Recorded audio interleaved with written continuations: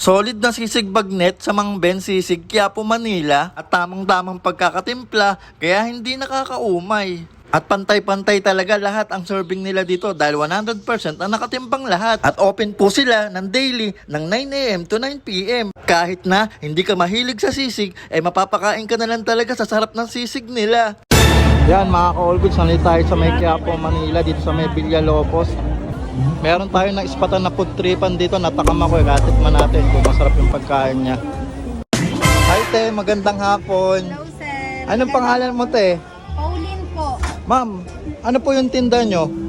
Sisig sir, may bagnet din kami. Magkano naman yun ma'am?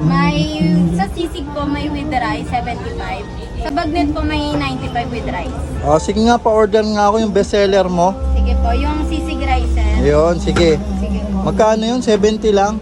75 sir. 75. Sorry. Ang maganda dito guys, talagang legit yan. Now, pare-parehas ang serving kasi ayan. Ayan, meron siyang timbangan. Yes po. May Ilang grams yun, te? 50 to 55 grams sir. Yun.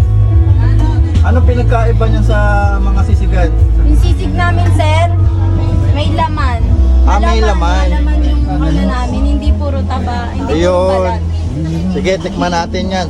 Nakakailang kilo ka nauubos kada araw? Po, 50 kilo. Yan po yung ano po namin, 25 lang. 25 kilo Ayun. po. Ang dami pala, ano? Ayan, ano yung nilagay mo, te? Sibuyas po, Sibuyas. tsaka sili. Anong oras kayo nag-o-open dito, te? Ano po, 9 to 9 sir. 9 araw-araw yun. Ate Pauling, gano'n katagal na kayo nagtitinda dito ng Sir, sisig? halos 2 years na rin po. 2 years na pala, matagal na. Opo. Yun, no?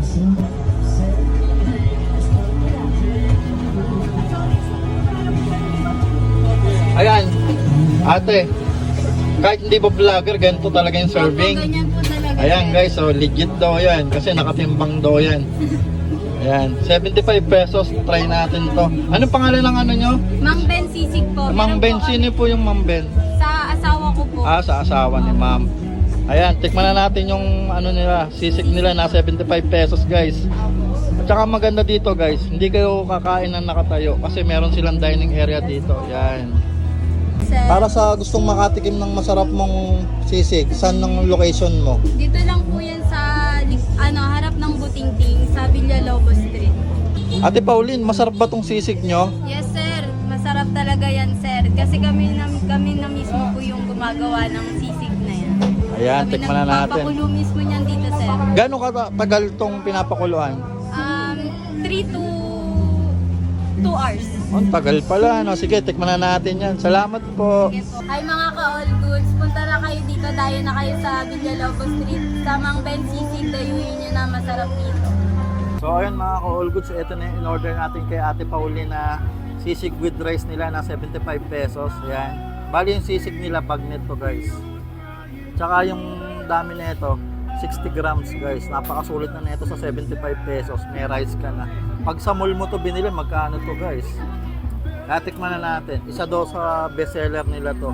At talagang binabalik-balikan. Yan o. Pangalan ng tindahan nila guys, kung gusto nyo matikman, Mang Ben Sisig. Dito lang sa Villalobos, Quiapo, Manila. Yan, lagyan muna natin ng kalamansi. Tingnan nyo itsura guys ng sisig nila. Yan. Mukha lang siyang konti pero ang dami niya guys. Puno. Tikman na natin guys. Tikman natin yung sisig niya. Tsaka ang sisig nila guys, hindi masyadong maraming mayonnaise.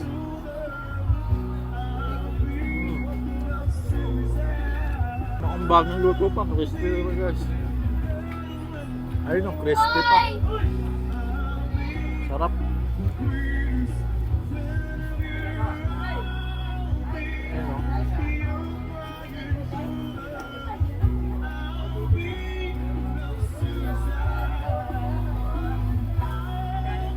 Yung sisig nila guys, hindi nakakaumay.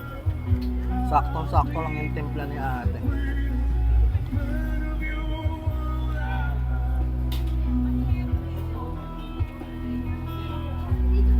Sarap to pang pulutan, tsaka pang ulam. Kaya kung mahilig kayo sa sisig, try nyo to. Legit, ang sarap na.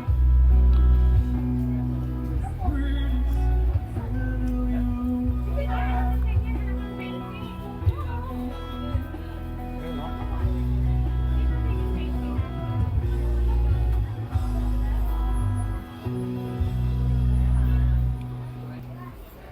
Alright. So we're gonna give you a final song for tonight. Maraming salamat po sa lahat ng Yung serving nila guys, hindi na masama para sa 75 pesos. Busog ka na rin sa ganito kadami.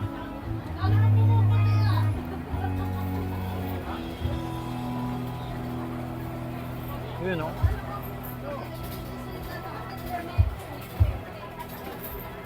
Quality. Ito legit na quality.